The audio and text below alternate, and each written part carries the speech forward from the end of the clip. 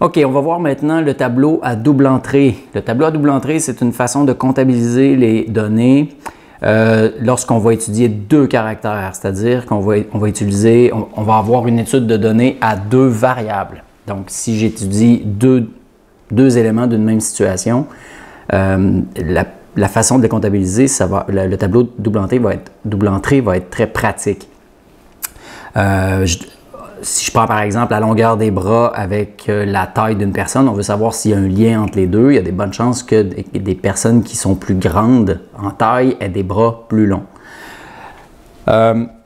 J'ai un exemple ici où est-ce qu'on a des points. Okay, chacune des variables, en fait, chacun des points va être constitué d'un X et d'un Y. Donc, ça va être des points XY qu'on va placer dans notre tableau. Évidemment, si j'avais d'autres choses qui les définissaient, je pourrais très bien indiquer c'est quoi le X précisément et c'est quoi le Y. Règle générale, le X, on va le placer à la verticale sur le tableau, tandis que le Y, on va aller le placer à l'horizontale. On n'oublie pas de s'ajouter une ligne colonne et un total colonne qui nous permet de vérifier qu'on a bien comptabilisé tous nos résultats.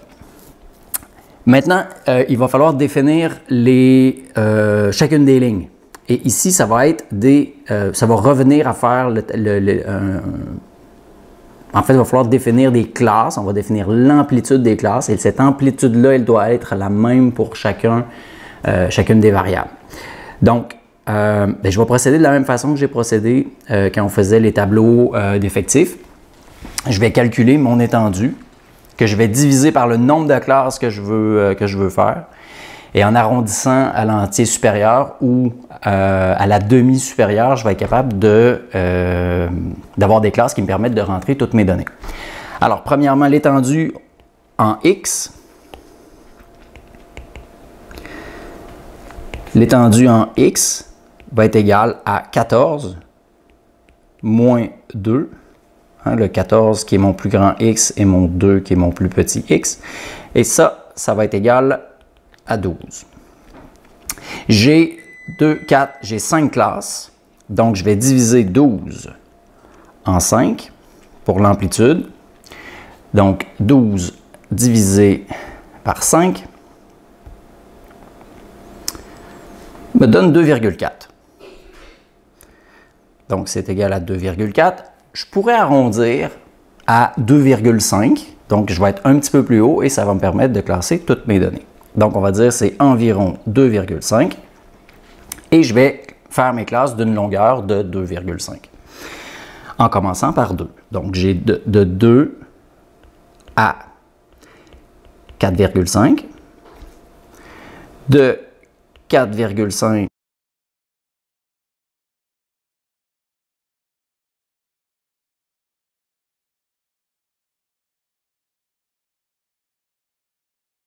et voilà. Donc, comme vous pouvez voir, je vais pouvoir rentrer de 2 à 14 assez aisément dans chacun de mes tableaux. Et je vais faire exactement la même chose pour les Y. Donc, l'étendue en Y est de 25 moins 5 qui est égal à 20. 20 divisé par 5, c'est égal à 4. Et là, je ne peux pas le laisser à 4 parce que si je le laisse à 4, ma dernière donnée, je ne serai pas capable de la placer. Donc, je vais dire que je vais graduer avec environ 4,5. Donc, je refais la même chose avec mon tableau ici en commençant par 5. Donc, de 5 à 9,5 et je vais continuer comme ça. Voilà. Maintenant que j'ai complété ça, j'ai juste à prendre chacun de mes points et à me servir en fait de chacun de mes carrés pour en faire le décompte. Le décompte, ça veut dire quoi? Ben, je vais juste placer chacune des données et je vais mettre une petite ligne à chaque fois que je veux l'identifier dans ce carré-là. Donc, mon 2,5 va aller dans la ligne 2, la première ligne, et la première colonne. Le 3,6 va être dans la première ligne et la première colonne aussi. Le 3,7, même chose. Le 4,8, même chose.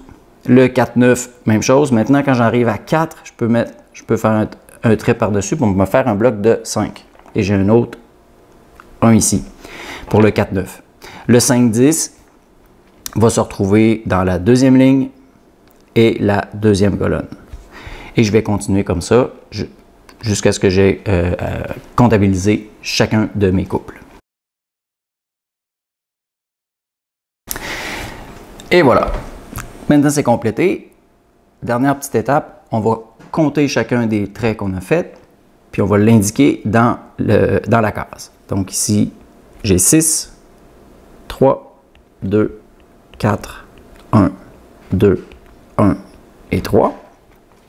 Je peux laisser vide ailleurs ou mettre des zéros, mais j'oublie pas de faire mon total. Donc, pour la première colonne, j'ai 6.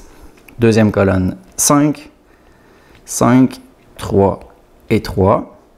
Et pour mes lignes, j'ai 6, 3, 6, 3 et 4. Et si je fais mon total, 6 plus 5, 11 plus 5, 16 plus 3, 19, plus 3, 22. Et mon total devrait être le même à la verticale, 6, 12, 18, 15, 18, 22. Voilà. Donc, j'ai bien comptabilisé tous mes résultats.